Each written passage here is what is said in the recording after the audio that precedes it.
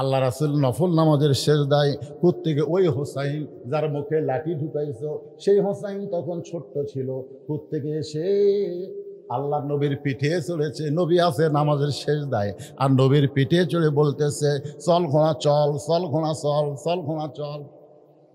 আনাস বলে, ইয়াজিদ রে, আমার সহ্য হলো না।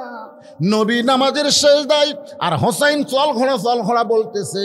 আমি আস্তে করে নবীর পিঠ থেকে হোসাইনকে যখন নামাতে গেলাম, এমন সময় নবী সেজদা দেওয়া অবস্থায় আমার হাত দিয়ে ইশারা করলেন নামাজ না। আমি আবার ফিরে আসলাম। কিছুক্ষণ পরে হোসাইন বলতেছে, যেই ঘোড়া চলে না সেই ঘোড়ার পিঠে চড়ে আমার লাভটা কি? রাগ করে হোসাইন যখন ঘর থেকে বার হয়ে যায়, নবী নামাজ শেষ করে যখন সালাম ফিরাই, আমি রাসূলের সামনে গিয়ে বললাম, ইয়া রাসূলুল্লাহ, এত বড় বেয়াদবি হোসাইন করলো, আমি নামার চাইলাম কিন্তু আপনি নিষেধ করলেন কেন? রাসূল বলে, আনাস, আমি হোসাইনকে পিঠ থেকে নামাবার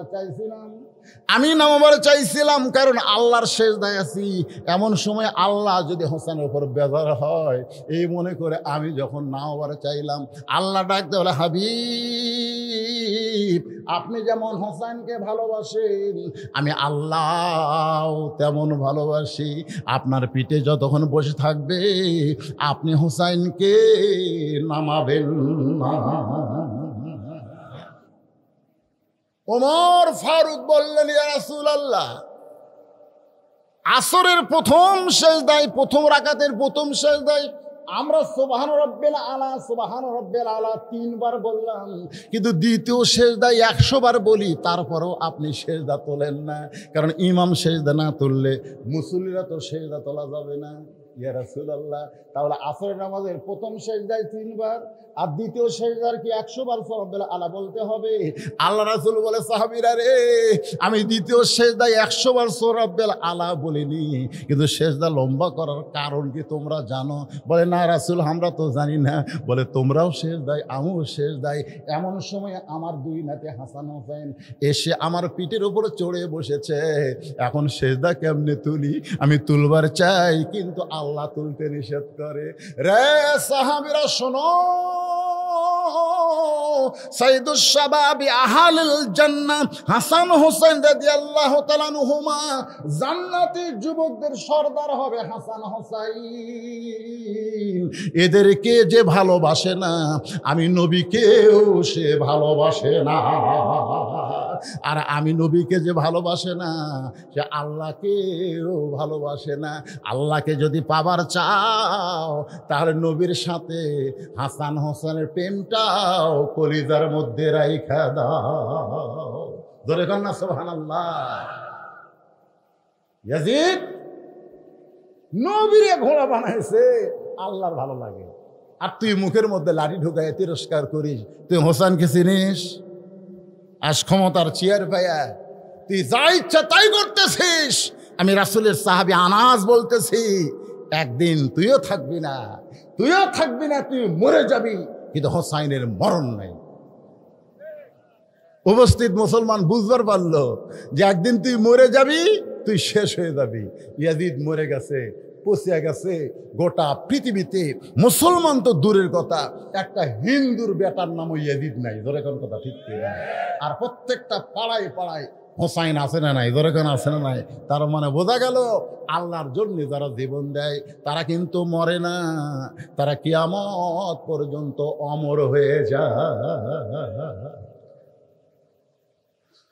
মুসা বলে, আল্লাহ মৃত্যুকে পছন্দ করার 3 নম্বর কারণ, সুবহানাল্লাহ বলেন, 2 নম্বর কারণ হয়ে গেছে, এখন 3 নম্বর মজার কারণ, অত্যন্ত মজা। এই মজার কারণ বলার আগে আমি একটা গান গাবো। গানটা শুনে আপনারা বুঝবেন, আধা বুঝবেন কিন্তু পুরা বুঝবেন যে 3 নম্বর কারণটা কি। এই কি হচ্ছে, তোমরা এই ডিস্টার্ব করো, এই দিকে তাকাও, সামনে বসিয়ে করা হয়। 3 নম্বর কারণ একটা গান গায়। এই ছেলেরা, গানটা কিন্তু যিনি গাইছে তিনি হচ্ছে খ্রিস্টান, ওর নাম হলো এন্ড্রু কিশোর। ধরে নাম কি? এন্ড্রু কিশোর। আমি খালি চিন্তা করি যে এন্ড্রু কিশোর যদি মুসলমান হয়ে মরতো, এই একটা গানই ওকে জান্নাত দিত, কিন্তু না, ওই মুসলমান নয়। যেরকম নবীর চাচা আবু তালেব রাসূলের যে ভালোবাসা দিছে, আল্লাহ রাসূল নিজেই বলেছে আমি বাপ হারা হতে পারি কিন্তু আমি এতিম না, আমি এতিম নই, আমার বাপ না এটা বলতে পারো, কিন্তু আমার এমন এক চাচা আবু তালেব পেয়েছি যে চাচাকে বাবার পরে আমার বাবা নাই, এ কথা আমার কোনোদিনও মনে হয়নি। এত দয়া করেছে আবু তালেব, তারপরও জান না। কারণ কি? ঈমান নেই। আবু জেহেল নামের কোনো মুসলমান আছে? আবু লাহাব নামে কোনো মুসলমান আছে? কথা কয় না, কিন্তু আবু তালেব আছে। দেখছেন, আবু তালেবও কাফের, আবু লাহাবও কাফের, কিন্তু আবু লাহাব নামে কোনো মুসলমান নাই। আবু তালেব নামে কেন আছে? আবু তালেবে তো মুসলমান না, কুফুর অবস্থায় চলে গেছে। এটা আজকে আমি আপনাদের বুঝাই দিব। দুটাই নবীর চাচা, আবু লাহাব নবীর চাচা, আবু তালেব নবীর চাচা, দুটাই কাফের। এক কাফের নামে কোনো মুসলমানের নাম নাই, আর এক কাফের আবু তালেবের নামে মুসলমানের নাম আছে। যখন আছে না নাই? কারণ কি? একজন আবু তালেবকে আমি বললাম, ভাইজান তুমি যে নাম রাখছো আবু তালেব, তুমি জানো আবু তালেবকে? নবীর চাচা। আচ্ছা বলো আবু লাহাবকে? আবু লাহাব তো কাফের। কাফের হলে হবে না, নবীর কে সেটা কও। কই যে হুজুর আমি তো জানি না, আমি ওটাও নবীর চাচা। তা আবু লাহাব নাই কে? তোমার নাম আবু তালেব কেন? কই হুজুর আমার বাপ রাখছে, আমি জানি না। রাখা ঠিক আছে, আবু তালেব। আমি বলে আবু তালেব নাম রাখা যায় না। শোনাল্লাহ খান কি জন্য যায় শোনা লাগবে না? হ্যাঁ এটা শোনা লাগবে। কারণ গান ঢাঙ্গাইয়ে কই আপনারা খুব খেয়াল করবেন, গানের দিকে খেয়াল দেখেন তো। মুসা নবীর মৃত্যুকে ভালোবাসা 3 নম্বর কারণ আপনারা বুঝবার পারেন কিনা?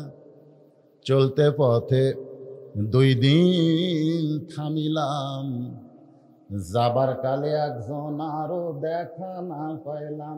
ও আমার সাদের মালা যায় রে ছিঁড়ে, রইব না আর বেশি দিন তোদের মাঝারে। ডাক দিয়েছেন, এই জায়গাতে একটু ভুল হলো। ওই হিন্দুতেও বা খ্রিস্টান ওই দয়াল কবি, কিন্তু আমরা দয়াল কব না, আমরা বলবো আল্লাহ। ধরে কোন কি বলবো? তাহলে কি বলেন? ডাক দিয়াছেন আল্লাহ আমারে। আপনারা বলেন ডাক দিবে আল্লাহ আমারে, এইটা হিন্দু কিশোর না বলে কেন বললেন দিয়াছেন? কারণ দিয়াছেন হলো অতীতকাল। তিনি গানের মধ্যে বর্তমান ভবিষ্যৎ না বলে ডাক দিবে হলো, এটা হলো বর্তমান, ভবিষ্যৎ দিয়েছেন হলো অতীতকাল। আপনারা বলেন তো গানের মধ্যে কি বলেছেন? ডাক দিবেন দয়াল আমারে, না ডাক দিয়েছেন? তো ডাক দিয়েছেন কেন বললেন? হিন্দু কিশোর খ্রিস্টান হতে পারে, কিন্তু এই গানটা যিনি লেগেছেন তিনি তো আর খ্রিস্টান না, তিনি কোরআনের সূরা মুলকের 2 নম্বর আয়াতকে এই গানের মধ্যে নিয়ে এসে বলতেছেন, আল্লাযী খালাকাল মাউতা ওয়াল হায়াতা লিয়াবলুয়াকুম আইয়ুকুম আহসানু আমালান ওয়া হুয়াল আজিজুল গফুর। কি মজা রে! এ মুসা নবীর মৃত্যুর 3 নম্বর কারণ শোনার পরে আপনাকে কারু আর বাঁচার স্বাদই থাকবি না, খালি মন চাবি কখন মরে, কখন মরে। আমার এক আত্মীয় বুঝলেন, সেই বাসা করছে শহরে, আমি তো গ্রামে থাকি। আমার এই বাড়ি কয়ে অভ্যাস আছে। কি কয়ে বাড়ি? আপনার গ্রামের লোকেরা কি করেন? এটা কার বাড়ি, এটা কার বাড়ি, এটা কন না। তো আমার ওই দোস্তর বাসার যায়, বাড়ির যায়, আমি বললাম কে ভাই এত সুন্দর গেট আর যে সুন্দর বাড়ি, কত টাকা লাগছে? তখন বলতেছে তুমি শিক্ষিত হয়েছে, আলেম হয়েছে, বক্তা হয়েছে, কিন্তু জ্ঞান কম। আমি বললাম কেন ভাই? কিন্তু এই কোটি টাকা খরচ করে এর নাম বাড়ি? হ্যাঁ এই এটা কি তোর গ্রামের বাড়ি? দাদু কে আছে বাড়ি করছি আর রাগ ধরছে, বলা লাগবে বাসা। বলা লাগবে ভাই এত সুন্দর বাসা, এত সুন্দর বাসা বলা লাগবে, কিন্তু আমি কইছি বাড়ি। এই বাড়ি কোয়াতে রাগ। আমি তখন বললাম তাহলে আব্দুল আলিম কি ভুল কইছে নাকি? ও আমারে বলতেছে আব্দুল আলিম কি কইছে? বলে আজ থেকে 50 বছর আগে আব্দুল আলিম একটা গান গায়ে গেছে, এপারে তোর বসত বাড়ি, ওই পারে তোর বাসা। সবাই বলেন, এপারে তোর বসত বাড়ি, ওই পারে তোর বাসা। ভবদরিয়ায় পাড়ি দিতে কেমনে করলি আশা, লাভ করিতে আইসারে ভবে হইলারে বেদিশা। রতন কাঞ্চন বদল দিয়া, রতন কাঞ্চন বদল দিয়া কিনলি তামাশিসা। এপারে তোর বসত বাড়ি, ওই পারে তোর বাসা। তো আমারই কইল, ভাই এ গান দিয়ে আপনি কি বুঝাইলেন? আমি গেলাম, গান দিয়ে বুঝাইলাম, পাগল, দুনিয়াতে কয়দিন আমরা বসত করব, আর যেখানে বসত করা হয় সেটা হলো বাড়ি, আর চিরস্থায়ীভাবে যেখানে থাকা হবে সেটার নাম হলো বাসা। আপনাকে অনেক ধনী মানুষ সিরাজগঞ্জ শহরে বাসা করছেন, কিন্তু আপনাদের এই পূর্ণিমাঘাতি তাদের বাড়ি আছে, মাঝে মধ্যে তারা কিন্তু আসে, থাকতে আর চায় না। ধরে কোন ঠিক কিনা? গ্রামের লোকেরা বলে, ভাই এতদিন পরে যখন আইসেন বাড়িতে একটু থাকেন। কয়, না ভাই আমার বাসার যাওয়া লাগবে, আমার বাসার যাওয়া লাগবে। তার মানে বাড়িটা দেখতে আসা যায় কিন্তু থাকার জায়গা না, আমি থাকবো বাসায় গিয়া। ইমাম গাজ্জালি বলেছেন, দুনিয়ার যেগুলো বাসা আছে তোমরা বাসা মনে করে আশা করতেছো থাকবে চিরকাল, কিন্তু শহরের বাসা থাকলে, গ্রামের বাড়ি যেমন তোমার ভালো লাগে না, জান্নাতে যাদের বাসা তৈরি করা হয়ে গেছে তাদের দুনিয়াও ভালো লাগবে না। আইসে ঠিকই তাদের যাইতে হবে, এই চিন্তা তারা সব সময় করবে। কথা বলেন ঠিক? এখন মুসা নবী মৃত্যুকে পছন্দ করার 3 নম্বর কারণ বলবো। এ কারণ বলার আগে আমার মা বোনেরা খালি খেপতিছে যে এই আজ্ঞাটা আদায় করে গেল, জামাই কি এক ওয়াজ করলো আমরা বুঝতে পারলো না, কাপন চোরা, আর বক্তা সে কি এক ওয়াজ ধরলো না, আমাকে ওয়াজ তো কেউ করলো না। ঠিক কিনা বলেন? এই জন্য মাত্র 5টা মিনিট, কারণ ওরা যদি ভালো হয় শান্তিকার, না বউ যদি ভালো হয় শান্তিকার, পাড়ার লোকের না স্বামী। হ্যাঁ, আমাদের বউগুলা পাড়া ঠিক করছে বুঝলেন, কিন্তু বাড়ি ঠিক হয়নি। পাড়া ঠিক, গোটাল পাড়া সবাই বলে, ভাবি ভাবি, হ্যাঁ ভাবি আপনার যে কি সাইজ, মনে হয় আপনার বিয়ে হয়নি। দেখো আল্লাহ তোমার কি চোখ দিছে রে, আর আমার স্বামী এই ভালো কথা আমার কোনোদিনও হয়নি। আমি পেলাম যারা বলতে ভাবি মনে হয় তোমার বিয়ে হয়নি, এরা এই তারিফ করার কারণে হলো ওভার ডিউটি মারবার চাই। ধরে কোন কথা ঠিক না? আর স্বামীর তো ওভার ডিউটি না, স্বামীর হলো ডিউটি। কারণ আপনাদের পূর্ণিমাঘাতিতে এই জায়গায় আমি আবার কোনোদিন আসতে পারবো তার কোনো গ্যারান্টি নাই। ধরে কোন কথা ঠিক কিনা? একই থানায় ওয়াজ ছিল আমার আর কাউসারির, একই থানায়। যেদিন মারা গেল আমার ওই থানাতে ওয়াজ ছিল। আমরা 2 ভাই, এক জায়গা তো ওয়াজ নাই, কিন্তু একই থানায়। আমাকে আজরাইল সেদিন ধরবার পারেনি, আমাকে হয়তো খুঁজিছে, খোঁজার পর দেখতেছে কোনটাক ধরলে এখন কাম হবে, এই কাউসারি ধরছে না। ওয়াজ ওঠার আগে আমাকে বললো, ভাইজান শরীরে আমার একটু খারাপ লাগতেছে, আপনার কখন দেবে? আমি বেল করে চালাচ্ছিলাম। আমি বললাম, ভাই এর কিন্তু কি অভ্যাস হলো, কেন আদায় করতেছে, বক্তাক তুলে দেওয়ার আক্কেলই নেই। আমি তাই বলতেছি, তাহলে দোয়া করেন ভাই, আমি টেতর যাচ্ছি, শরীর একটু নার্ভাস লাগতেছে, দোয়া করেন। আমি দোয়া করলাম, কি আমানিল্লাহ। কি ভাবতেছেন? বাড়িতে বলে গেছে বউকে যে 2টার দিকে আসবো। কাউসের ভাইয়ের একটা অভ্যাস ছিল, বাড়িতে আসলে বউ দুধ গরম করে রাখে, 2 জন মিলা খায়। স্বামীর জন্যই বউ রাখে, কিন্তু স্বামী আবার একলা খায় না, বউ মিলা খায়। এই জন্য স্বামী যাওয়ার মাত্র কয়েকদিন পরে বউ চলে গেছে। ধরে কোন কথা ঠিক? 17 দিন মাত্র 17 দিন পর। এলা গোপন খবর তো জানেন না, খালি ধান্দা। আসতে কানে কানে কেউ, হুজুর রাজনীতির অর্জন করেন না, কয়দিন থাকবো রে দুনিয়া? হ্যাঁ কয়দিন থাকবো? বাড়ি বানাতো ঢাকা, 5 তলা 2টা 1.5 লাখ টাকার খা, 12,000 টাকার কম্বল পৌষ মাসের 9টার সময় বলতেছে আমার বাসা আমার ঘর আমাক নামাইকে। দুই কান্দের ফেরেশতা বলতেছে আল্লাহ ই কি কয় আমার বাসা আমার ঘর আমাক নামাইকে? আল্লাহ বলতেছে ধৈর্য ধর দেখা যাক। রাত 3টার সময় একটা ভূমিকম্প, ধরে কোন কি কম্প, সামান্য বিল্ডিং লয়ে উঠছে, ওই এত ফোর্সে নামছে কম্বলের মধ্যে লঙ্গি খুলে আছে, এটা পর্যন্ত পড়ার টাইম পায়নি। দুই কান্দের ফেরেশতা বলতেছে আল্লাহ নামাইলা নামাইলা, তাই বলে ন্যাংটা করে নামালা।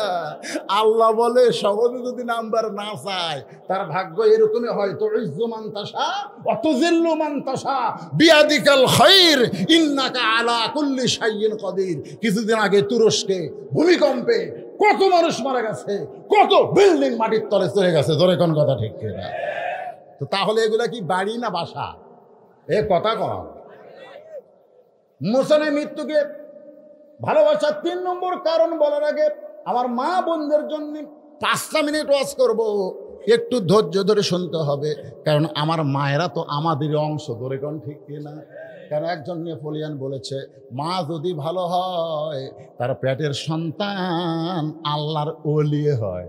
নেপোলিয়ান ছিল খ্রিস্টান, ও কিন্তু মরিয়মের কথা, মা মরিয়মের কথা মনে করে বলেছে, কারণ মরিয়মের স্বামী ছিল না, তার পেট থেকে ঈসা আলাইহিস সালাম বের হয়েছে। এই কারণে একজন নেপোলিয়ান বলেছে মা যদি ভালো হয় তার সন্তান ভালো হয়। কিন্তু একজন মুসলমান আমরা বলবো মা যদি ভালো হয় তার সন্তান আল্লাহর ওলি হয়। যেমন আব্দুল কাদের জিলানী উম্মুল খায়র ফাতেমার পেট থেকে আল্লাহর ওলি হয়ে জন্ম নিয়েছে। ইমাম গাজ্জালি বলেছেন মেয়েদের পেটে যখন বাচ্চা আসে তখন মেয়েদের মাসিক ব্যারাম আল্লাহ বন্ধ করে দেয়। কি জন্য বন্ধ করে দেয় এটা কিন্তু অনেকে হিসাব করে না। মেয়েদের প্রতি মাসে 3 দিন 5 দিন একটা অসুখ হয়, মেয়েদের হয়। যারা বিয়ে করছেন তারা জানতেছেন না, যারা বিয়ে করতেছেন জানতেছেন না। আপনি খুব মোশনলে বইয়ের কাছে গেছেন, বউ তখন কি কয় রেড সিগন্যাল। তো এখন 3 দিন 5 দিন এটা একটা অসুখ হয়, কিন্তু যখনই পেটে বাচ্চা আসে তখন আল্লাহ তাআলা এই অসুখটা বন্ধ করে দেয়। কেন বন্ধ করে দেয়? যে বাচ্চা পেটে থাকা অবস্থায় মার যেন কোনো ইবাদতের কমতি না হয়। এই অসুখ হলে কোরআন পড়া যাবে না, নামাজ পড়া যাবে না, রোজা করা যাবে না। এই জন্যে আল্লাহ সন্তান পেটের সাথে সাথে সন্তানের জন্যে মায়ের ইবাদতের যেন কোনো কমতি না হয়, এই জন্য অসুখ বন্ধ করে দেয়। কারণ মায়ের ইবাদতের সাথে, মায়ের খাওয়ার সাথে, মায়ের ঘুমানোর সাথে, মায়ের বেড়ানোর সাথে, মায়ের কথার সাথে পেটের বাচ্চারও একটা সম্পর্ক হয়ে যায়। পেটত বাচ্চা নিয়ে মা যদি গোটা পাড়া ঘোরে, সেই সন্তান দুনিয়াতে সে কোরআনের মাহফিলে বসে থাকবে না, কারণ পেটের মধ্যে ওর ঘরণী ব্যারাম শুরু হবে। তোর কোন কথা ঠিক? আল্লাহর বান্দার একটু মনোযোগ দেন। মা আপনাদের 1 নম্বর আমল হলো অকরনা ফি বুয়ুতিকুন্না ওয়ালা তাবাররুজনা তাবাররুজাল জাহিলিয়াতিল উলা। গভীর রাত্রে হযরত আলীর বুকের ভিতরে ফাতেমার মাথা, ফোঁপায় ফোঁপায় কাঁদতেছে। আলী বলে ফাতেমা কান্দো কেন? বুকের মধ্যে মাথা দিয়া কান্দো কেন? বলে স্বামী কান্দার কারণ হলো আল্লাহ আমার দোয়া কবুল করছে। সুবহানাল্লাহ কবেন না? হযরত আলী বলতেছে সুবহানাল্লাহ, আল্লাহ দোয়া কবুল করছে, তাহলে কান্দো কেন? ফাতেমা বলে স্বামী গো, কি দোয়া আল্লাহ কবুল করছে এইটা কি আপনি শুনবেন না? আলী বলতেছে তাহলে বলো কি দোয়া আল্লাহ কবুল করলো? ফাতেমা বলতেছে আল্লাহ আমার পর্দার দোয়া কবুল করেছে। আমি দোয়া করেছি আল্লাহ এই ফাতেমাকে পর্দার মধ্যে তুমি মৃত্যু দিও। আল্লাহ তাআলা বলেছে ফাতেমা তোমার দোয়া আমি কবুল করে নিলাম। আলী বলতেছে তাহলে খুশি হওয়ার কথা, কান্দো কেন? খুশি হওয়ার কথা কান্দো কেন? সারা জীবন যেই ব্যক্তি পর্দা করেছে মরার সময় তো সে পর্দার ভিতরেই মরবে। কারণ যারা পর্দা করে না তাদের কথা আলাদা, কিন্তু যে ফাতেমা পর্দা করেছে আমি স্বামী হিসেবে তো জানি, তাহলে তুমি পর্দার মধ্যে মরবে, আল্লাহ কবুল করেছে, তাহলে কান্দার কারণ কি? ফাতেমা বলে, স্বামী গো, সেই দোয়া কবে কবুল হয়েছে সেইটা কি শুনবেন না? আলী বলতে যে কবে সেই দোয়া কবুল হয়েছে? ফাতেমা বলে, স্বামী মনে কষ্ট নেবেন না, মন খারাপ করবেন না, আজকে গভীর রাত্রে পর্দার ভিতরে ফাতেমার মৃত্যু হবে। যে বলেছে আজকে গভীর রাত্রে পর্দার মধ্যে ফাতেমার মৃত্যু হবে, দাঁত যেরকম গোড়া কাটলে পড়ে যায়, হযরত আলী তেমনি পড়ে গেলেন ঘরের মাঝায়। মা ফাতেমা মুস্কি মুস্কি হাসতেছে, মুস্কি মুস্কি হেসে স্বামীর কপালে একটা চুমা দিয়ে বলে, স্বামী গো, আমি আমার বাবার কাছে শুনেছি আপনি হলেন আসাদুল্লাহিল গালিব। আমার বাবা বলেছে আলী শুধু আলী না, আলী হচ্ছে আল্লাহর সিংহ। ধরে কান সুবহানাল্লাহ। আমার বাবা বলেছে আনা মাদিনাতুল ইলমি ওয়া আলিউ বাবুহা, আমি হচ্ছে এলেমের শহর, আলী হচ্ছে তার দরওয়াজা।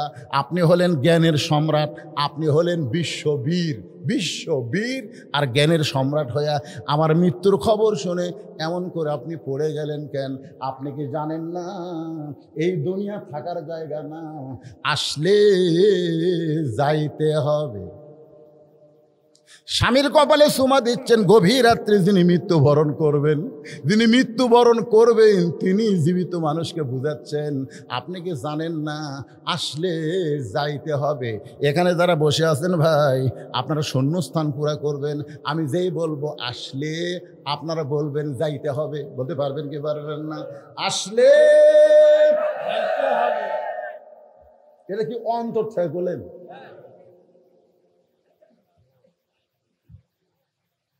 যেতে তো হবে, কিন্তু সেটা কখন রে?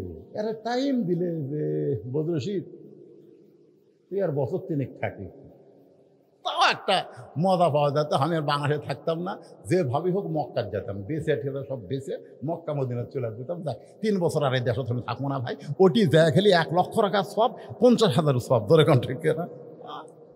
আমি যা কামার আঙ্গিনাত কোরআন খতম দেই, একজন কয় হুজুর আপনি পাগলা হতো, চলেন তো হোটেল চলেন। আমি পাগলা? এখানে একবার আলিফ বললে বাংলাদেশে হবি 10 সোয়াব, আর এটি 10 লাখ হবি। কারণ এখানে একটা আল্লাহ বললে 10 লক্ষ, 1 লক্ষ বার আল্লাহ বলার সোয়াব হবে। ধরে করে সুবহানাল্লাহ। ওরা খালি যায় নামাজ খোঁজে, খালি কম্বল খোঁজে, বুঝলেন? আমার সাথে গেছিল, তুই কয় যায় না আসবি, কোন জামায় কি দিবি, খালি এলে করতেছে মার্কেট। আর আমি দরুদ পড়ি মদিনায়, মক্কা পড়ি কোরআন। ধরে কোন সুবহানাল্লাহ। কে ভাই টাইম আছে কতক্ষণ? আমি জানি টাইম, আপনারা কি জানেন? তাহলে অন্তর থেকে যুবকেরা হাসে না। এই বছরে দেখছি বুড়ার চাইতে এই যে R15 এমন সব মোটর সাইকেল পাশে, বুঝলে? আমি এক বেটির বাপের বাড়িতে যাই, দেখি পিছন দিকে সিট উঁচে, এই ট্যাঙ্কির একটু দোপা, দোপা মানে নিচে, পিছন দিকে উঁচে। আমি বললাম কে ভাই মোটর সাইকেল? জামাই দিছে হুজুর। এইরকম কেন? দেখে শুনে নিছি, আমার টাকাতে মোটর সাইকেল কিনছি, জামাই থাকবি নিচে আর আমার বেটি থাকবি উঁচে, ওদের পিছন থেকে উঁচা দেখতেছেন না, উঁচার উপরে। আমার জামাই যখন মোটর সাইকেল চালাবে, আমার মেয়ে তখন ওর ঘাড়ের উপর হাত দিয়ে থাকবে। জনগণ বুঝবে টাকা নিয়ে মোটর সাইকেল নিলে নিচেই থাকা লাগে। ধরে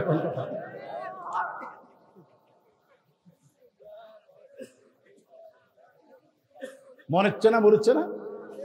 আসার সময় তো আমার গাড়ির সাথে মনে হয় একটা বাইক দিচ্ছে, ওরা হ্যাক ব্যাক বোঝো না, মানে হাইড্রোলিক ব্রেক, যতই বিপদ ধর্ম রে এক সময় তোর হুঁশি আল্লাহ কাটা নিবি, ব্রেক ধরার টাইম হবি না। ধরে কোন কথা ঠিক কিনা?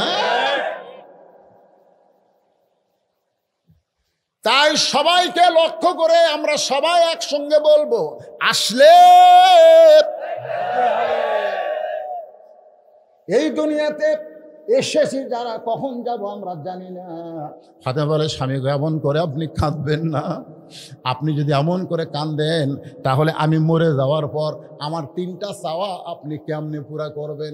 আলী আরো জোরে কান্দে, রে ফাতেমা দুনিয়াতে গরিব ছিলাম বলে তুই কিছুই চাইলা না, আর মরার পরে তুমি কি চাইবা ফাতেমা? হযরত আলী এত গরিব ছিল, একদিন আল্লাহর নবী জোহরের নামাজের পরে ফাতেমার দরজায় আসসালামু আলাইকা ইয়া আহলাল আসসালামু আলাইকুম ইয়া আহলাল বাইত, সঙ্গে সঙ্গে ফাতেমা দরজায় এসে কান্না শুরু করে দিলেন। রাসূলুল্লাহ, ফাতেমা আমি কিন্তু দরজা থেকে তোর ঘরের মধ্যে দরজার বাইরে কান্না শুনতে পাচ্ছি। ফাতেমা বলে, বাবা ফেরত যান, আমি দরজা খুলতে পারবো না। আল্লাহ রাসূল বলে, ফাতেমা একটু দরজা খোল, আমি তোর এক নজর দেখবার চাই। ফাতেমা কান্দের বলে, বাবা এখন যেই পোশাক আমার পরনে আছে এই পোশাক পরে আপনার জন্য দরজা খুলতে আমার বড় শরম লাগতেছে। আল্লাহ নবী চলে গেলেন। আসরের নামাজের পরে নবী এসে ফাতেমার দরজায় বললেন, মা আর পারলাম না, একটা নজর তোকে আমি দেখতে চাই, তোকে দেখার জন্য কলজা ছটফটাই। ফাতেমা কান্দের বলে, বাবা এমন একটা পোশাক আমার পরনে যেই পোশাক পরে আপনার জন্য দরজা খুলতে বড় শরম লাগে। আল্লাহ রাসূল গায়ের চাদর এক টানে খুলে জানলার পাশে গিয়ে বলে, ফাতেমা এই চাদরখানা তুই নে মা, এই চাদর পরে আমার জন্য তুই দরজা খুলে দে। নবীর গায়ের চাদর ফাতেমার শরীরে জড়ায় আল্লাহ নবীর জন্য বাবার জন্য দরজা খুলে দেয়। নবী তাকায় দেখে ফাতেমা বাবার মুখের দিকে তাকায় না, মাটির দিকে তাকায় আছে। আল্লাহ রাসূল কান্দের বলে, ফাতেমা তোরে দেখার জন্য আমি চাদর দিয়ে ঘরের দরজা খুললি, তারপরেও আমার মুখের দিকে কেন তাকাস না, কেন তাকাস না? যেই মাত্র ফাতেমা নবীর মুখের দিকে তাকাইছে আল্লাহ রাসূল বলতে, ফাতেমা এত সুন্দর তোরে লাগতেছে, চোখের তলে কি সুরমা দিয়েছিস মা? কি কালিমা, কি সুন্দর কালো লাগতেছে। ফাতেমা কান্দার বলে, বাবা আজকে কয়েকদিন হলে না খাওয়ার কারণে আমার চোখের নিচে কালি পড়ে গেছে। আল্লাহ নবী ফাতেমার হাত ধরে বললেন, ফাতেমা এত কষ্টের পরেও আমার আলীরে তুই কিছু বলবি না, কারণ ধনী ধনী ছেলেরা তোকে বিয়ে করবার চাইছিল, আমিও বিয়ে দিবার চাইছিলাম, কিন্তু আল্লাহ আলীরে তোর জন্য পছন্দ করে যখন বলল, আমি তখন কি করব মা? ও ফাতেমা যদি শান্তি পাবার চাস তাহলে 33 বার সুবহানাল্লাহ, 33 বার আলহামদুলিল্লাহ, আর 34 বার আল্লাহু আকবার জিকির কর, তোর দেহের ক্ষুধা চলে যাবে, আল্লাহ রুহের ক্ষুধা দূর করে দিবে।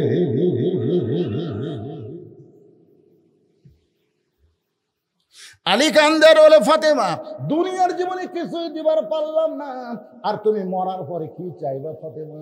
বলে, 1 নম্বর চাওয়া হলো রাতের অন্ধকারে মৃত্যুবরণ করলাম, এ রাতের অন্ধকারই আমাকে দাফন করা লাগবে, দিনের বেলা বেপর্দা আলোর মধ্যে আমাকে দাফন করা যাবে না, এইরকম রাতের অন্ধকারই দাফন করা লাগবে। আমার চাওয়া হলো আমি মরে যাব, রাতের অন্ধকারই আমাকে দাফন করবেন। আমার 2 নম্বর চাওয়া হলো আমার কোনো জানাজার ব্যবস্থা করবেন না, আমার কোনো জানাজার ব্যবস্থা করবেন না। আলী বলে, ফাতেমা তুমি নবীর কলিজার টুকরা, লক্ষ মানুষ তোমার জানাজায় শামিল হবে, তুমি কেন জানাজা নিষেধ করো? ফাতেমা বলে, স্বামী গো আমি এতদিন পর্দার মধ্যে থেকে আল্লাহর হুকুম আমল করার পরে বুঝতে পেরেছি, লক্ষ মানুষ যদি বলে ফাতেমা ভালো, আল্লাহ কিন্তু লক্ষ মানুষের দিকে তাকায় থাকবে না, আল্লাহ খালি আপনার মুখের দিকে তাকায় থাকবে। আপনি যদি বলেন ভালো না, তাহলে লক্ষ মানুষের দোয়া দিয়ে ফাতেমার 1 তিল পরিমাণ লাভ হবে না। আর দুনিয়ার তামাম মানুষ যদি বলে ফাতেমা খারাপ, আর আপনি যদি বলেন আমার বউ ফাতেমা ভালো, এক স্বামীর মুখের সার্টিফিকেটে ফাতেমার জান্নাতের 8টা দরজা খুলে গেল। আমার মায়েরা, পদ্মার অন্তরে যারা আছেন মা, গ্রামের লোক আপনাকে ভালো কোক, দুনিয়ার লোক ভালো কোক, এইটা কোনো সময় আপনি চাবেন না। আল্লাহ রাসূল বললেন, ফাতেমা আল্লাহর পরে কাউকে যদি সেজদা দেওয়ার হুকুম থাকতো তাহলে প্রত্যেকটা মেয়েকে আমি বলতাম স্বামীর পায়ে সেজদা করো, কিন্তু আল্লাহ ছাড়া কাউকে সেজদা করা যাবে না, এই কারণেই বললাম স্বামীর পায়ে সেজদা করো না। কিন্তু বুঝে নাও, মেয়েদের কাছে আল্লাহর পরেই সবচাইতে যে দামি সেই হলো তার স্বামী। ধরে কোন সুবহান। আমার মায়ের একটু মনোযোগ দিয়ে শোনেন। ফাতেমা 3 নম্বর দাবি করলেন, স্বামী গো আমার লাশটা কিন্তু খাটনিতে তুলবেন না, আমার লাশটা খাটনিতে তুলবেন না। আমি ফাতেমার দেহের ওজন কত এটা দুনিয়ার কোনো মানুষ যেন বুঝবার না পারে। সুবহানাল্লাহ। বর্তমানে যে খাটনি কান্দে নেওয়ার সার্জন, সে সার্জন তো আমার নাই। আমার বাবা যদি দুনিয়াতে জীবিত থাকতো, মরা মেয়ে লাশের খাটনি বাবা কান্দে নিবার পারতো। আমার হাসান হোসেন যদি বড় হইতো, তাহলে মায়ের লাশের খাটনি কান্দে নিবার পারতো। 6 মাস আগে আল্লাহ নবী দুনিয়া থেকে বিদায় হয়ে গেছে। আমার হাসান হোসেন এত ছোট। ও গো স্বামী, আমার লাশটা শুধু আপনি কান্দে নিয়া ওই জান্নাতুল বাকির পূর্ব কোনায় এই যে হজ করেছেন আমার বাবাজি, আল্লাহ আমাকেও করাইছেন, আপনিও তো করছেন। জান্নাতুল বাকির পূর্ব কোনায় সবুজ রঙের একটা বাতি জ্বলতেছে, ওই বাতি বরাবর আমাকে দাফন করে দেবেন।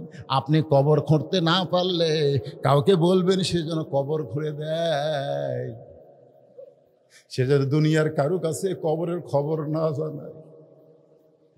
হযরত আলী গভীর রাত্রে আবু যর গিফারির জানলার কাছে ফসফস করে কাঁদতেছে। আবু যর গিফারি ঘুম থেকে চেতন পায়, বাইরে এসে দেখে পৃথিবীর শ্রেষ্ঠ বীর আসাদুল্লাহিল গালিব কান্দে। আবু যর পরে, আলী রে, বহু যুদ্ধ তোর সঙ্গে করলাম, কোন যুদ্ধে তোকে পরাজিত হতে দেখি নাই, কিন্তু আজকে কেন কান্দিস আলী? কি দুঃখ তোর জীবনে? কোন যুদ্ধে তুই পরাজয় বরণ করলি? আলী কান্দের বলে, আবু যর, জান্নাতুল বাকির পূর্ব কোনায় সবুজ রঙের একটা বাতি জ্বলতেছে, ওই বাতি বরাবর একটা কবর কর। আবু যর গিফারি বলে, আলী কেউ মরে নাই, কার জন্য কবর করব? আর মরলে রাতের বেলা কেন করব? দিনের বেলা কি কবর খনন করা যাবে না? আলী বলতেছে, আবু যর, একজন পর্দানিশী গভীর রাত্রে মৃত্যুবরণ করবে, আবার গভীর রাত্রি তাকে দাফন করা লাগবে। আবু যর গিফারি বলে, আলী রে, সেই পর্দানিশী কে গো? তার কি তোমার নাম জানা নাই? সেই পর্দানিশী কে? তার নাম কি তুমি বলবা না? আলী বলতেছে, আবু যর, 6 মাস আগে আমার 2টা সন্তান নানা হারাইছে, আজকে 6 মাস পরে হাসান হোসেন আবার মা হারাবে। 6টা মাস খালি কাঁদতেছে নানা নানা বলে, আজকে আবার মা গভীর রাত্রে দুনিয়া থেকে বিদায় নেবে। আবু যর গিফারি কোদাল নিয়ে কবর খুঁড়তে গেছে, তাকায় দেখে বাতি জ্বলতেছে। যে বাতি জ্বলতেছে এই বাতির কোনো তার নাই, বাতির কোনো সুইচ নাই, বিনা তারে বিনা সুইচে আল্লাহর হুকুমে বাতিখানা জ্বলতেছে। বাজান একটু খেয়াল করবেন, বাতির আলো গোলাকার হয়ে পড়ে, কিন্তু 4 কোনা কবরের মতন পড়েছে। ওই আলোর মধ্যে আবু যর গিফারি কোদাল দিয়ে কবর খোঁড়া শুরু করলো। এক সময় আবেগে বলতেছে, কবর রে, দিনের বেলা খুঁড়তে আসলাম না, রাতের বেলা খুঁড়তেছি, তুই কি জানিস তোর মধ্যে কাকে রাখা হবে? কবর নবীর মেয়ে হওয়ার পরেও নবী যাকে মা বলে সম্মান করেছে, সেই ফাতেমার কবর হবে। খবরদার বেয়াদবি করিস না। আবার 2 কোদাল মারার পরে বলে, কবর রে, জান্নাতের যুবকদের সর্দার হাসান হোসেনের মায়ের কবর হবে, খবরদার বেয়াদবি করিস না। আবার কোদাল মাইরা কয়, আসাদুল্লাহিল গালিব আলীর বিবির কবর হবে, খবরদার কোনো বেয়াদবি করিস না। এই বলে আবার যখন কোদাল মারতে চাই, এমন সময় কে যেন বলতেছে, ফাতেমাকে লক্ষ্য করে নয়, আমরা যারা মারা যাব সবাইকে লক্ষ্য করে বলা হচ্ছে। অনেকে বলে, হুজুর এই কথা কি ফাতেমাকে বলা হয়েছে? আসলে ফাতেমা না, এই কথাটা দুনিয়ার তামাম মৃত্যু জাতিকে বলা হয়েছে। কবরের ভিতর থেকে আওয়াজ আসতেছে, আবু যর, কার মেয়ে, কার মা, কার বিবি বিবি এইটা কবর দেখবে না, কবরের পাথেও জোগাড় করে যদি কবরে আসতে পারে, কবর তার জন্য জান্নাতের ঘর হয়ে যাবে। আর কবরের পাথেও জোগাড় না করে যদি কবরে আসে, কবর তার জন্য জাহান্নামের গর্ত হবে। এই কথা শোনার পরে আবু যর গিফারি আর কোদাল মারতে পারে নাই। মা ফাতেমাকে গভীর রাত্রে হযরত আলী নিয়ে এসে আবু যর গিফারি আর জান্নাতুল বাকির মধ্যে নাই, গোপনে তাকে দাফন করে আল্লাহর কাছে দুই হাত তুলেছে। আল্লাহ, আল্লাহ, আমার বিবিকে আমি দুনিয়াতে সুখ দিবার পারি নাই, কোনো কিছু আমি করতে পারি না। আমার বিবিটা আমাকে কোনোদিন কষ্ট দেয় নাই, আমি কষ্ট পাবো এমন কথাও কোনোদিন বলে নাই। আমার পর্দা নিচে ফাতেমাকে তুমি কবুল করে নিও আল্লাহ। এই দোয়াটা করে যখন হাতটা চোখে মুখে এভাবে মুছতেছে, তাকায় দেখে সামনে কয়েকটা পুরাতন কবর দেখে। এইমাত্র ফাতেমাকে কবর দেওয়া হলো, সেই কবর আর নাই, শুধু পুরাতন কবর। কোথায় ফাতেমার কবর? এইমাত্র কবর দিলাম। বাকি হযরত আলী দৌড়ে আর বলে ফাতেমার কবর, এখনই কবর দিলাম, সেই কবর কোথায় রে? কোথায় ফাতেমার কবর? কে যেন বলে আলী। কি হবে দৌড়াইয়া, কি হবে খুঁজিয়া আলী রে? ফাতেমা ছিল আমার পর্দা নিশি, আমি আল্লাহ জোহরা ডিগ্রি দিয়া ফাতেমার কবরটাকে কিয়ামত পর্যন্ত পর্দা করে দিয়েছি। সাইয়্যিদাতুন নিসা আহলুল জান্নাহ, ও মা বোনেরা, জান্নাতি নারীদের সর্দার হবে ফাতেমা। সেই ফাতেমার যদি সিগনেচার নিতে চান, ফাতেমার সঙ্গে যদি জান্নাতে থাকতে চান, তাহলে মাত্র 4টা আমল আপনারা করবেন না। 1 নম্বর হলো পর্দা, 2 নম্বর হলো নামাজ, 3 নম্বর হলো রোজা, আর 4 নম্বর হলো স্বামীর কথা মতো চলা, স্বামীকে খুশি করা। এই 4টি আমল যদি করতে পারেন মা, আপনাদের আর কোন আমল করা লাগবে না। ফাতেমার সাথে আল্লাহ আপনাদের জান্নাত দিয়া দিবে। আপনারা বলেন মেয়েরা কি বেজার হবে? যাকবারে হুজুর আমাকে ওয়াজ করছে। এখন মুসা আলাইহিস সালাম মৃত্যুকে পছন্দ করার 3 নম্বর কারণ বলবো। এই কারণ শুনবেন, এরপর আমরা সম্মিলিত সবাই মিলে মোনাজাত করব। তাতে যদি আরো কিছু সময় লাগে, সমস্যা আছে? আমার বড় ভয় কি জানেন, আমি সভাপতি ভাই, আমি তাকে বললাম যে ভাইজান আপনি কি থাকবেন? না হুজুর আমি তো থাকা পারবো না, আমি শরীর খুব খারাপ। এই কথা কিন্তু আমাকে বলছে, তাই বলেন না ভাই? আবার বলছে হুজুর আপনি 1টা পর্যন্ত ওয়াজ করে পারবেন? আমি ইনশাল্লাহ। আমি কিন্তু অসুস্থ ভাই, আমি অসুস্থ, কঠিন অসুস্থ। আমি খালি আপনাকে বসার সাইজ দেখেন, আমার হাতের দিকে তাকাই দেখেন, এগুলো সমস্ত ঘা, একবারে স্কিন ডিজিজ হয়ে গেছে। বাংলাদেশে আর কোনো চিকিৎসা নেই, বাংলাদেশে কোনো চিকিৎসা নেই। ইন্ডিয়ার যাওয়া লাগবে, কিন্তু আমাকে ভিসা দিচ্ছে না। আমি কোন তালিকার মধ্যে নাকি আছি, যাই হোক আমাকে ভিসা টিসা দিচ্ছে না। এখন আমি যাওয়ারও পারতেছি না। এখন খালি আল্লাহ রহমত আর আপনাকে দোয়া, আপনাকে দোয়া আর আল্লাহ রহমত। জনগণের কাছে আমি যখন ঘর থাকতে মনে হচ্ছিল আমি ওই পড়েই গেছিলাম ওই জায়গায়। হ্যাঁ, এত দুর্বল আমি। কিন্তু আপনাকে এই জায়গাতে আমি জীবনে আছি, উল্লাহ পরে এত ওয়াজ করছি, কিন্তু আপনাকে এই সোনার জায়গা আর কল যা ভরে গেছে। ঘড়ির দিকে তাকায় দেখে 1টা পার হয়ে গেছে। এরপরও মানুষগুলো এমনভাবে বসে আছে মনে হয় কেবল রাত 8টা বাজতেছে। ধরে কোন কথা ঠিক না? এই যে একটা সুন্দর অবস্থায় আমার মতো অসুস্থ মানুষ আপনাদের সামনে ওয়াজ করলাম। মুসা আলাইহিস সালাম মৃত্যুকে ভালোবেসে যে 3 কারণে, তার 2টা কারণ বলছি।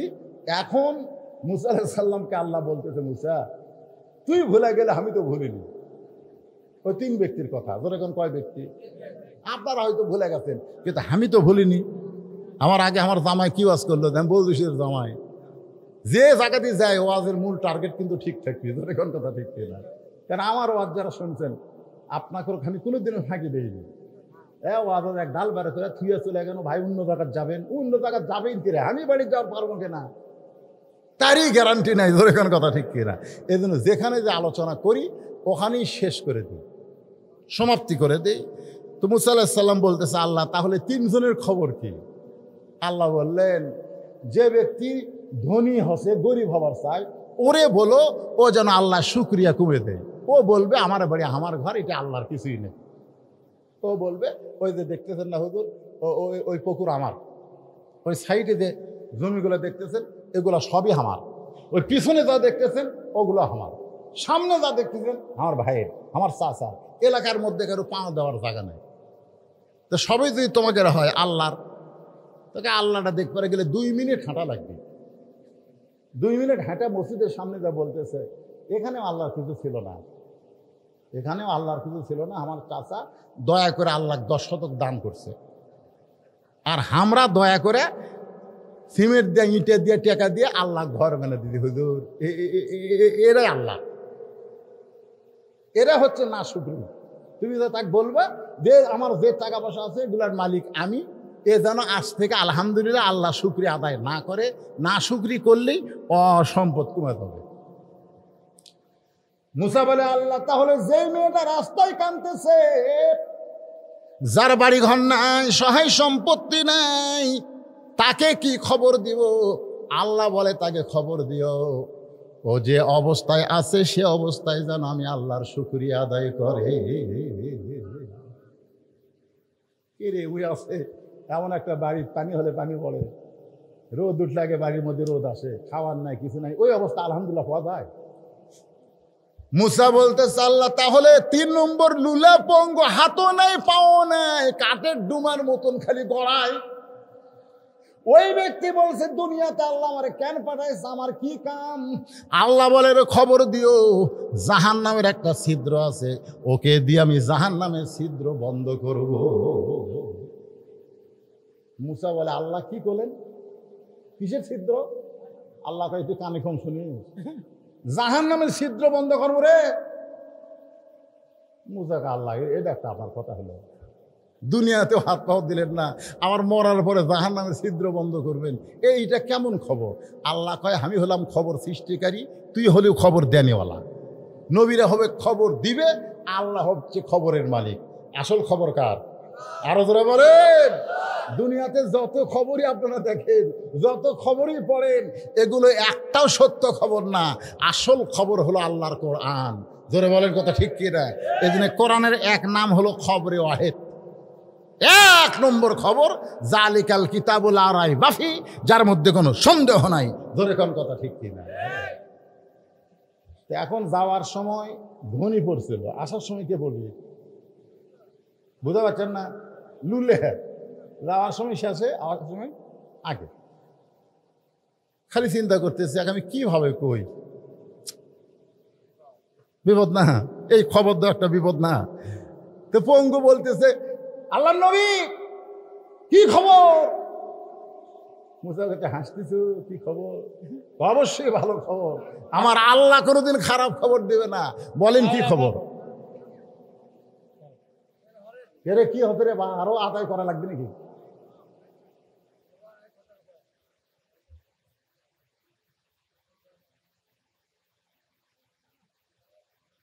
আচ্ছা, মানে এটা দেওয়া মানে, আর আপনারা সবলিক মনোভাব দিবেন না। না, আপনি যখনই শেষে কালেকশন দিবেন একটা দেখুন 2 মিনিট দিলে এরা এত জোরে দৌড় মারবি, বান্দর হলে ন্যাস খুলে যেত। জোরে কোনো কথা ঠিক না?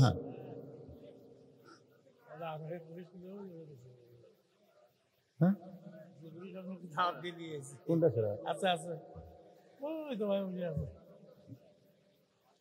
আরে ওয়াজ তো করতেছি, ওয়াজ আর করতেছি না মানে আপনারা কোন তো, আমি যে এখানে টেসে যাচ্ছি, টেসে আদার পথে আমি নিঃশ্বাস নিচ্ছি, খালি টাইনে মারতেছি না। কম প্রত্যেক ওয়াজ আমার শুনে দেখবেন, একটু গল্প করি, একটু হাসাই, একটু মানে একটু দম খাই আর কি, একটু সল্লিয়ালা মারি। কিন্তু আজকে কোনো দম আছে, খালি এক টানা আওয়াজ করতেছি। তো কি বলতে চাচ্ছি শোনেন, এই কথাগুলো অত্যন্ত গুরুত্বপূর্ণ কথা। যেরকম কি পূর্ণ? গুরুত্বপূর্ণ। এখন লুলা বলতেছে আল্লাহর খবর কোনোদিন খারাপ হবে না। মুসা বলতেছে যে খবর দিছে শুনলে তুই সহ্য করে পারবো না।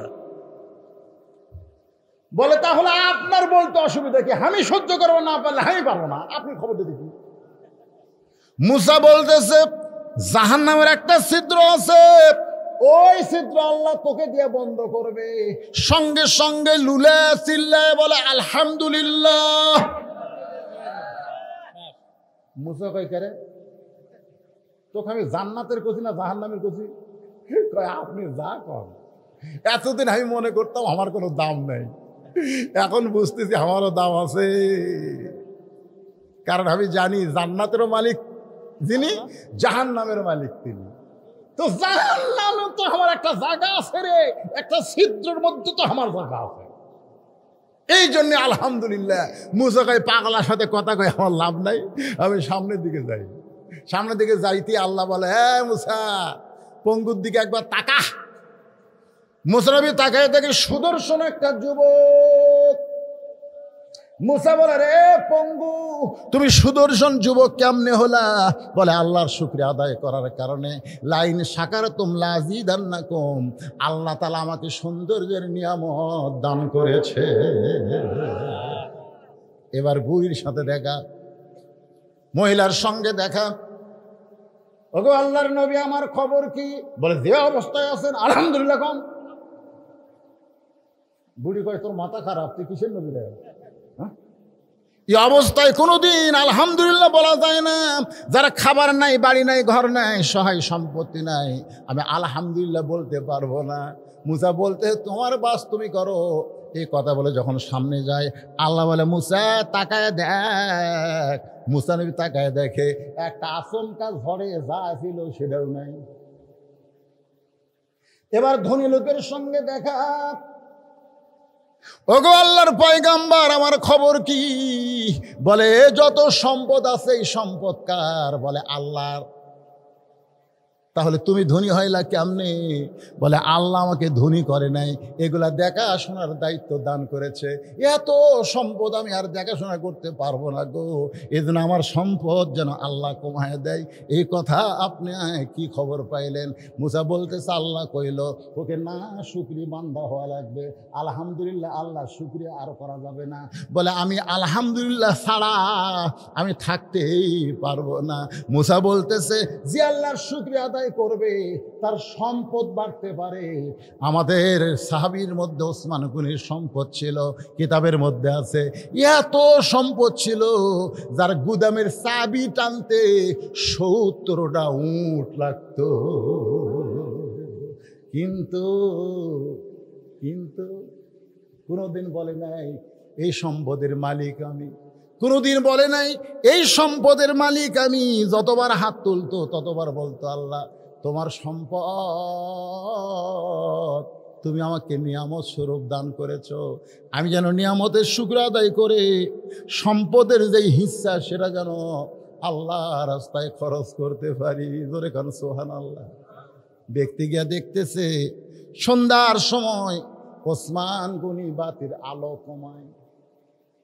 চিন্তা করে এত ধনী মানুষ এই সামান্য আলো কমাইতেছে, আমি এত গরিব আমার বাড়িতে আলো কিন্তু আমি তো কমাই না। ই খুবই কৃপণ, এত ধনী নবী যে কইল দান করবে, এর কাছে আমি দানের কথা কেমনি বলবো? রাসূলের কাছে গিয়ে বলি ইয়া রাসূলুল্লাহ ওসমান গনির মতো কৃপণ মানুষ আমি দেখি নাই। বলে তুমি যে অভাবী সেটা কি বলতে পারছো? বলে তার অভাব দেখে আমার অভাবের কথা আমি বলতে পারি নাই। যাও ওসমানের কাছে যাও। পরদিন সকালে বেলা এসে দেখে যেই বালিশে ওসমান গনি ঘুমায় তুলা বার হয়ে ঘরের মধ্যে পড়ে গেছে। সেই তুলাগুলো খুঁটায় খুঁটায় বালিশের খোলের মধ্যে ঢুকাইতেছে। গরিব বলে আল্লাহ রে, এরকম তুলা যদি আমার ঘরের মধ্যে পড়তো আমি সামটা দিয়ে ঝাড় দিয়া ফেলে দিতাম, কিন্তু এত কৃপণের কৃপণ তুলাগুলো বালিশের মধ্যে তুলতেছে। নবীর কাছে গিয়া বলে ইয়া রাসূলুল্লাহ এমন কৃপণ মানুষ আমি বলি নাই। বলে তুমি যে অভাবের কথা বলছো, বল তার অবস্থা থেকে বলার সাহস পাই নাই। নবী বলে আবার যাও। পরদিন সকালবেলায় গরিব সাহাবী আবার গিয়া দেখে ওসমান গনি খালি গায়ে বসে আছে। কোলের মধ্যে একটা জুব্বা, কয়েক জায়গায় ছিঁড়ে গেছে, সেলাই করবে, কিন্তু শুয়ের মধ্যে সুতা ঢোকাবার পারতেছে না। এইদিকে সুতা যায়, এইদিকে সুতা যায়, কিন্তু শুয়ের ছিদ্রের মধ্যে সুতা যায় না। গরিব কয় ইচ্ছা করলে কোটি কোটি নতুন পাঞ্জাবি নিবার পারবি, এত সম্পদের মালিক হইয়া সামান্য একটা শুয়ের মধ্যে সুতা ঢোকার পারতেছিস না, জুব্বা সেলাই করবি কিরকম? চিৎকার দেব ওসমান ভাই। ওসমান বলে আসসালামু আলাইকুম। জোরে করেন সুবহানাল্লাহ। গরিব বলে ভাইজান কি হলো? ওসমান বলে ভাই রে চোখের জুতি কমে গেছে ভাই, এই জন্য শুয়ের মধ্যে সুতা ঢুকাবার পারতেছি না, তুই একটু সুতা ঢুকাইয়া দে। এবার সুতা ঢুকাইয়া দিছে। ওসমান গনি খফ করে হাত ধরে বলতেছে, এই যে শুয়ের মধ্যে সুতা ঢুকাইলি এর বিনিময়ে তোরে কি দিব? গরিব বলে কিছুই দেওয়া লাগবে না, খালি হাত ছেড়ে দেন, কারণ গরিব জানি তিনবার যা দেখছি এই কৃপণ আবার দিবে কি? ওসমান গনি বলে ম্যানেজার বলে হুজুর কি খবর? বলে তোরা তো জানিস না এই লোকটা আমার কি উপকার করলো, আমার ছেঁড়া জুব্বা সেলাই করার জন্য শুয়ের মধ্যে সুতা ঢুকায় দিছে, এর বিনিময় হিসাবে একে 100টা উট দিয়ে দে। গরিব বলে হুজুর আপনি কি কন, সামান্য শুয়ের মধ্যে সুতা ঢুকাইলে 100 উট। ওসমান গনি বলে ম্যানেজার 200 উট দিয়ে দাও। গরিব বলে হুজুর কি বলেন? ওসমান গনি বলে ম্যানেজার ফার্মে কত হবে? বলে 2000-এর হিসাবগুলো দিয়ে দাও। গরিব জোর হাত করে বলে হুজুর আর কথা বলবো না, কারণ কথা বললি বাড়তিছে। তাহলে 3বার আমি কি দেখলাম? বলে কি দেখছো? বলে প্রথম দেখলাম আলো বেশি হয়েছে দেখে আলো কমাইলেন, তারপরে দেখলাম বালুস ফাটা তুলে পড়ে গেছে, সেই তুলে আবার ফুটাইয়া তুললেন, তারপরে দেখলাম শুয়ের মধ্যে সুতা ঢোকাবার পারতেছেন না। ওসমান গনি বলতেছে 3বার যেইটা দেখছো সেটার নাম হলো দুনিয়া, আর তোমারে যেইটা দিলাম সেটার নাম হলো আখেরাত। এই দুনিয়ার আলোর দরকার ওসমানের নাই, কারণ অন্ধকার কবর ওসমানকে ডাকতেছে। এই দুনিয়ার বালিশের দরকার ওসমানের নাই রে, কবরে কোনো বালিশ ওসমানের থাকবে না। এই দুনিয়ার ভালো পাঞ্জাবির কোনো দরকার নাই, কাপনের কাপড় ছাড়া ওসমান কিছুই নিয়ে যাবার পারবে না। কিন্তু তোরে যে 2000 উট দিলাম ভাই, এই 2000 উটের বিনিময়ে আল্লাহ যেন আখেরাত ওসমান রে জান্নাত দেয়। সুবহানাল্লাহ কইলে হবে না। আমাকে বলছে হুজুর ওসমান গনির মতন কোন পাগলা যদি এখানে থাকে, আখেরাতের প্রাধান্য দিয়ে গোরস্থান মাদ্রাসার প্রতি যদি একটু মহব্বত করে, আমি বেশি কিছু চাই না ভাইজান। এই মাদ্রাসায় ছাত্র কয়টা? এই আবাসিক ছাত্র কয়টা? কয়জন? 40 জন ছাত্রকে 40টা কোরআন শরীফ দেওয়া লাগে ভাই। এই হাজার হাজার মানুষের মধ্যে 40টা মানুষ আমি চাই একটা কোরআন শরীফ মাত্র 500 টাকা, এটা লগদ দান, বাকি না। বাপ মার কবরকে জান্নাত বানানোর জন্য একটা ছাত্র হাতে একটা কোরআন শরীফ বাবদ 500 টাকা দেবেন। আপনি 500 টাকা দেওয়া মাত্রই আল্লাহ আপনার বাপ মার আপনার নিজের নামে একটা কোরআন দানের সওয়াব দিয়ে দিবে। এতগুলো মানুষের মধ্যে মাত্র 40 জন ব্যক্তি আসেন 500 করে টাকা নিয়ে, একটা 500 টাকা লোড দেবে, একটা কোরআন দানের সওয়াব হবে। 40টা ছাত্রের হাতে 40টা কোরআন আমি চাই। 40-এর বেশি দিলে আমি নেব না, মাত্র 40টা। যে হারে আসতেছে চাইবেন ভুল করলে। কয়টা দিলেন? 2টাই দিছে, মাশাআল্লাহ। একটা চাইছি ভাই আমার 2 কোরআন 1000 টাকা, আর একজন এক কোরআন শরীফ বাবদ 500 টাকা, আর একজন কোরআন বাবদ 500 টাকা, আর একজন আল্লাহর কোরআন বাবদ 500 টাকা দান করলো, আর একজন কোরআন শরীফ বাবদ 500 টাকা দান করলো। আপনি খালি চেয়ার মিশে মন খারাপ করবেন না, খালি গণেন তো 40টা হলে আসামো না করবেন না, বেশি দিলে মানুষ খেতে দেবে। আর একজন কোরআন বাবদ 500 টাকা দান করছে, আল্লাহ কবুল করেন।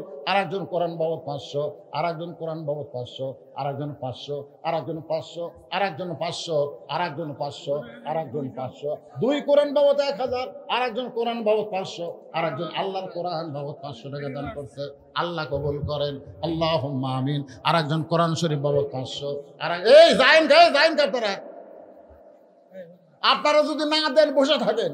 আমি 40টা মানুষের কাছে চাইছি, আল্লাহ টাকা দেওয়ার জন্য এরা পাগলা হয়, আর এরা বাড়ির যাওয়ার জন্য দৌড়ায়। এই পাগলারা রাস্তার মধ্যে যদি আজরাইল খাড়ায় থাকে, আমরা এখানে দোয়া করবো। আখেরি মনোযোগ, বাপ মা যাদের কবরে গেছে, আর একজন 500, আর একজন 500, আর একজন 500, আর একজন 500, আর একজন 500, আর একজন 500, আর একজন 500, আর একজন 1000 টাকা 2 কোরআন বাবদ, আর একজন 2 কোরআন বাবদ 1000, আর একজন 2 কোরআন বাবদ 1000। যাদের বাপ মা 2 জনই মারা গেছে 2টা কোরআন দেন, আর যদি না পারেন একটা দেন।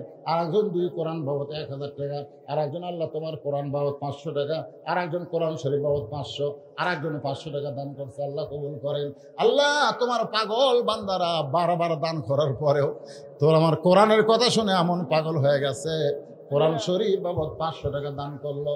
আল্লাহ দানকে কবুল করেন, আল্লাহুম্মা আমিন। মাত্র 40টা চাইছে ভাই, লেখালেখির দরকার নাই। লেখালেখি কেন? লেখালেখি না তো লগত লগত লগত লগত। আমি আর একটা কোরআন শরীফ 500, আর একটা কোরআন বাবদ 500, আর একটা কোরআন শরীফ বাবদ 500। এতক্ষণ চেয়ারম্যান 40টা করলই না রে, কয়টা হলো রে? আর একটা কোরআন বাবদ 500, আর একটা কোরআন বাবদ 500। আল্লাহ তোমার বান্দারা কোরআন শরীফ বাবদ দান করতেছে। তোমার নবীর এতিম মাদ্রাসায় যেই কোরআনে একটা হাফেজ হলো, আগামীবার 3টা হবে। সুবহানাল্লাহ। কোরআনের পাখি তৈরি করার কারখানা। গোরস্থানে যারা আছে এরা যা খুশি হচ্ছে ভাই। আসসালামু আলাইকুম ইয়া আহলাল কবর, সবাই বলেন আসসালামু আলাইকুম ইয়া আহলাল কবর। কবরের মধ্যে যারা আছো, এই হাফিজি মাদ্রাসার উসিলায় কবরকে আল্লাহ জান্নাতের টুকরা বানায় দাও করে কোন আমিন। মাদ্রাসা জীবনের বিনিময়ে হলেও আপনাদের টিকায় রাখতে হবে, ঠিক কিনা বলেন? হ্যাঁ, মাশাআল্লাহ। মাদ্রাসা এখনো টিনেরই আছে। মাদ্রাসা আশেপাশে বিল্ডিং হোক, কেউ মাদ্রাসার কেউ হুজুর টুজুর কেউ নাই, ঘুরে যাবে। ও মাশাআল্লাহ মাশাআল্লাহ। 2 কোরআন শরীফ বাবদ, তিনিও হাজি, তার স্ত্রীও হাজি, 2 জন একসঙ্গে হজ করছে। আবার 96 সালে ওনার বাবা হজ করে দুনিয়া থেকে চলে গেছে। 2 কোরআন বাবদ 1000, আর একজন কোরআন বাবদ 500, আর একজন কোরআন বাবদ 500, আর একজন কি আছে কয়টা দরকার নেই, দ্বিতীয় থাক। আমরা আর কম না, কারণ টার্গেটে পুরা হইছে। আলহামদুলিল্লাহ। আমি যা চাইছি তার অনেক বেশি হয়ে গেছে। আর সামুক এবারে পিছলে হয়ে যাবে। কি নাকের ফুলও দেয় মারে ও মা। কোন জীবিত মেয়ে সহজে নাক ফুল খোলে না মা। আমার একজন মা নাকের ফুল করছে দান, আল্লাহ যে নিয়তে করছে দান আল্লাহ কবুল করেন। আল্লাহ তোমার একজন বান্দা 100 টাকা দান করছে, আর এখন 200 করছে। আপনারা 100-200 যেটা করবেন এটা দানের মধ্যে, এগুলো সিলিবার বলি না ভাই। এমনি আপনাকে শোনেন, আমি মাইকে বললেই যে কবুল হবে আর না বললে যে হবে না, তাই তা কিন্তু না। এই যে মনে করেন সন্ধ্যার সময় আপনাকে এলাকার বক্তা আমার সোমান ভাই দীর্ঘ টাইম এই নাম বললো, আমি খালি ঘরটা শুনতে যারকে এ হারে নাম বলে বলে দোয়া করলে তুই কয় টাকা আদায় করবি রে? নাম বলা লাগবে। এই যে স্লিপ আছে, আমি খালি স্লিপ পড়মান নাম কমো একটা 3টে বেঁধে যাবি, ধরে কোন ঠিক কিনা? কি দরকার রে নাম বলার? কি দরকার? কারণ যাদের বাপ মা কবরে গেছে, দাদাদের কবরে গেছে, তারা অবশ্যই গোরস্থানের মাদ্রাসাকে টিকায় রাখার জন্য দান করবেই, ধরে কোন কথা ঠিক কিনা? নাম বলার দরকার নাই। আপনি লেখার সাথে সাথে আপনার নাম কি এই কাগজ আছে, জান্নাতের খাতায় আল্লাহ লিস্টি করে নিছে। দানবীর কাকে বলে? আর সাকিব হাবিবুল্লাহ। আল্লাহ রাসূল বলেছেন যারা দান করবে তারা আল্লাহর দোস্ত হবে, ধরে কোন সুবহানাল্লাহ। আল্লাহ কানা ফাসিকান, যদিও সে ফাসিক হয়, যদিও সে নামাজ পড়ে না, রোজা করে না, কিন্তু দান করে, এই দান করার কারণে আল্লাহ তাকে মাফ করে দিবে, ধরে কোন সুবহানাল্লাহ।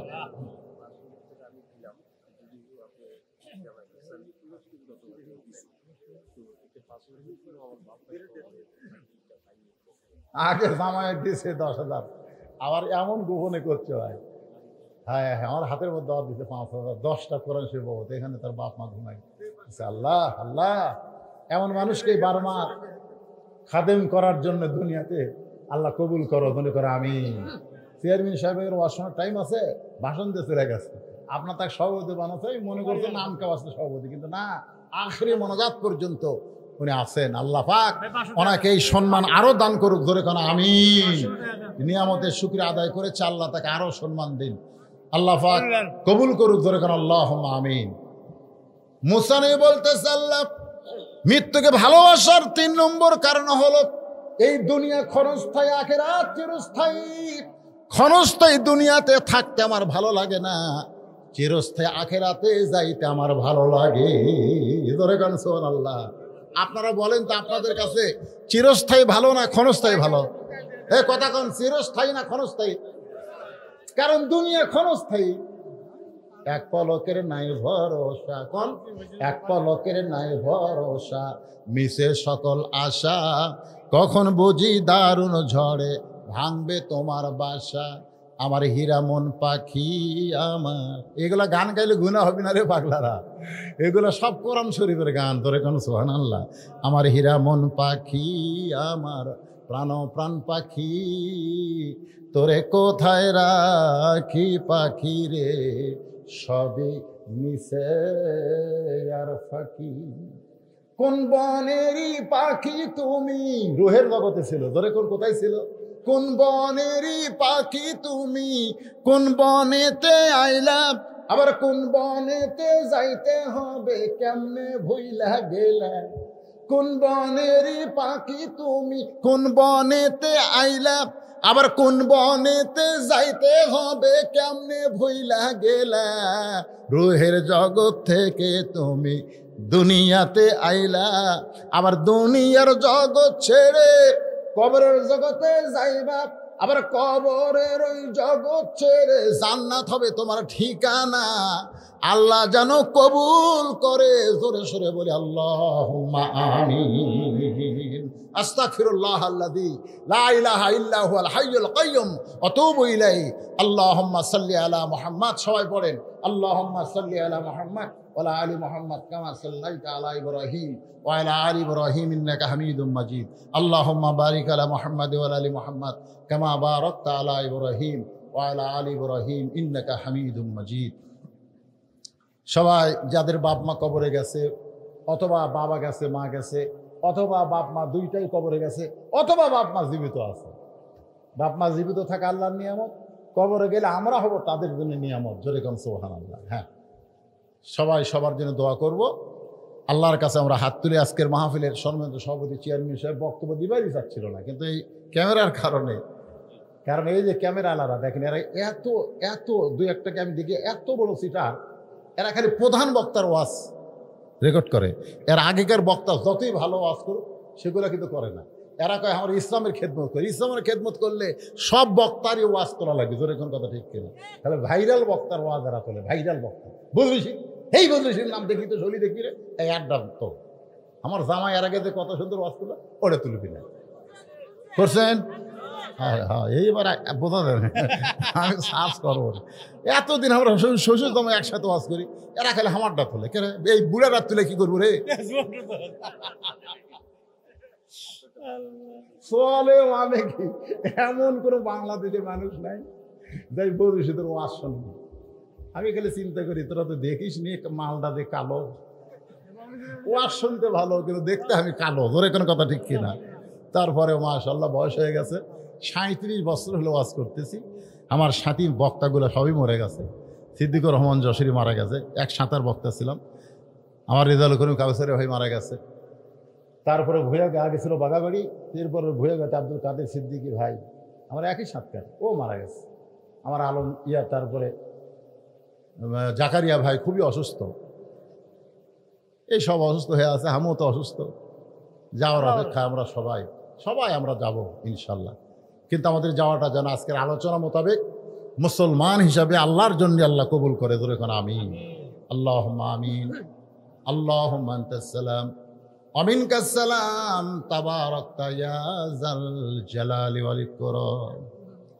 আয় আল্লাহ তাআলা, সেই মাগরিবের নামাজের পর থেকে এই গভীর রাত পর্যন্ত তোমার পাগল বান্দারা আরামের বাড়ি, আরামের ঘুম বাদ দিয়া, আরামের বিছানাকে ভুলে গিয়া এই জান্নাতের বাগানে বসে বসে কোরআন হাদিসের আলোচনা শোনার শেষে আমি গুনাহগারের সঙ্গে আখেরি মোনাজাতে রহমতের দরজায় ফকির হয়ে দোকানা হাত তুলেছি। আল্লাহ মেহেরবানি করে আজকের মাহফিল আমাদের সকলের হেদায়েতের জন্য, নাজাতের জন্য, জান্নাতের জন্য কবুল করে নাও। এই মাহফিলের শুরু থেকে শেষ পর্যন্ত যত আলোচনা হয়েছে আল্লাহ, এর মধ্যে ত্রুটি হলে ভুল হলে মাফ করে দিও। এর জাহাদিয়া মঞ্জুর করো। সোনার মদিনা রাসূলের রওজা মুবারক আল্লাহ কবুল করো। মনে বড় আশা ছিল যাব মদিনা, সালাম আমি করব গিয়া নবীজির রওজায়, মনে বড় আশা ছিল যাব মদিনা। আল্লাহ বলে, ও আমার বান্দারা, মদিনায় যাবার না পারলে কি হবে? তুমি যেখানে থেকে নবীর প্রতি দরুদ সালাম পেশ করবে, আমার ফেরেশতা নবীর রওজার পাশে তোমার নামে জমা দিয়া দেবে। আল্লাহ, তোমার রহমতের দরজা আরজ করি, বাবা আদম থেকে ঈসা আলাইহিস সালাম পর্যন্ত সকলের রূহ মুবারকে আল্লাহ তুমি কবুল করো। সাহাবায়ে কেরাম, উম্মাহাতুল মুমিনিন, শহীদ শহীদান, জান্নাতুল বাকি,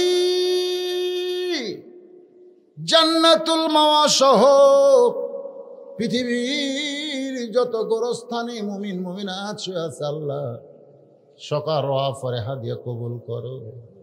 আল্লাহ, যে গোরস্থান উপলক্ষ করে আজকের এই মাহফিলের আয়োজন, আল্লাহ এই ছয়ঘরিয়া পুণ্যমাগাতির গোরস্থানে যারা শুয়ে আছে,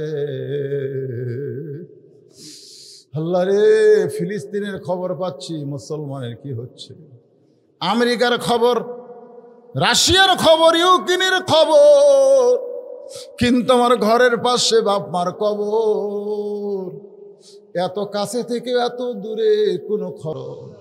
উল্লাপাড়ার পিয়নো সাহেব থেকে ওসি সাহেব, আল্লাহ যারা মাহফিল করার ব্যাপারে কোনো বাধা দেয়নি, বরং অনুমতি দিয়েছে, আল্লাহ তাদের সকলকে তুমি কবুল করে নিও। সুবহান রাব্বিকা রাব্বিল ইজ্জাতি আম্মা ইয়াসিফুন ওয়া সালামুন আলাল মুরসালিন। ভুলে গেলে চলবে না, আমার মা বোনদেরকে আল্লাহ তুমি কবুল করো। আবেদা সালেহ পর্দা কবুল করে মৃত্যুর সময় আমাদের জবানে তুমি জারি করে দিও, লা ইলাহা ইল্লাল্লাহু মুহাম্মাদুর রাসূলুল্লাহ সাল্লাল্লাহু আলাইহি সাল্লাম। আসসালামু আলাইকুম ওয়া রাহমাতুল্লাহি ওয়া বারাকাতুহু।